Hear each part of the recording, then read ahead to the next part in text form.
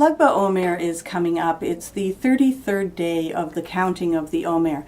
And a lot goes on. It's a day of sports. It's a very spiritual day, very Kabbalistic day.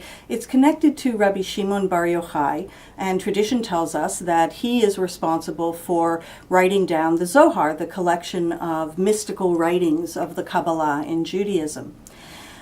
His personal story is listed in the Talmud, and when we go back and we look at it, essentially what happened was he was sitting with a group of colleagues, with rabbis, and they were talking about the Romans, and it basically came to Monty Python's based a scene in Life of Brian on this Talmudic text where they're saying, what did the Romans ever do for us? And then someone mentions the bathhouses and someone mentions all the wonderful things the Romans have brought in. But Rabbi Shimon Bar Yochai in each instance knocks down every one of those contributions. So for instance, the bathhouses, Rabbi Shimon Bar Yochai says yes, but they only brought that in to use it for their hedonistic pleasures, and therefore that's not a contribution. It seems that there's an informant sitting nearby who listens to all of this and then reports the conversation to the Roman officials, and now Rabbi Shimon Bar Yochai has a death sentence issued out against him because of his perspective and how he was bad-mouthing Rome's contributions. So what he does is he takes his son and he runs away to a cave up in the mountains, in Mount Meron, and hides there for 12 years, comes out briefly, goes back, hides there ultimately for 13 years. And it's during those 13 years that he becomes very mystical in his perspective and records the Zohar. What happens when he ultimately does come out is that he's, as we can imagine, quite ill. He's been living out in the wilderness in a cave for 13 years.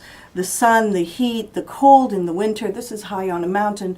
It says that his skin is really damaged and he's quite ill.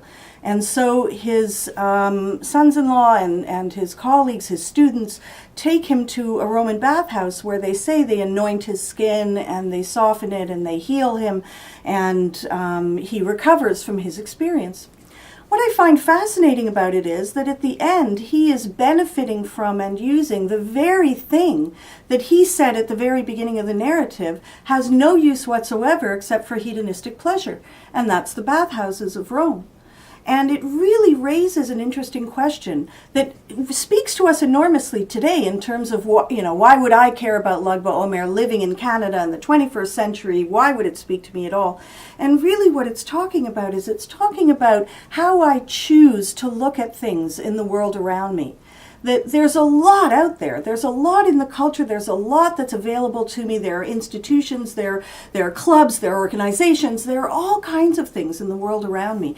And they can be used in almost unlimited ways. The question now becomes, how am I choosing to use them? And does it matter how they were intended?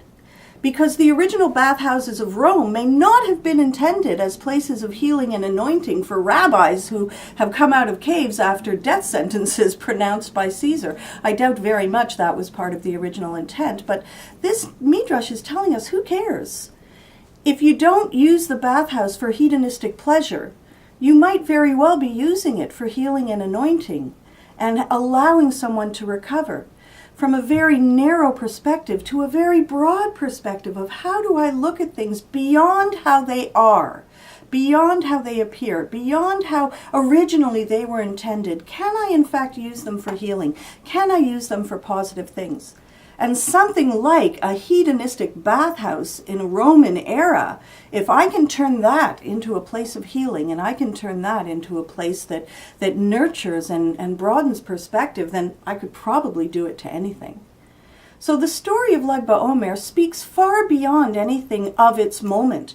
And really we look at it and we think that if we emulate Rabbi Shimon Bar Yochai, we take him as a model, we might look at something very narrowly in the beginning, but we really have to ask ourselves, is the problem innate to the institution, or is the problem really within me, in that I'm not able to broaden my perspective and ask myself, how else can that be used, and can it be used for anyone to benefit from it, and then to actively go out and do that?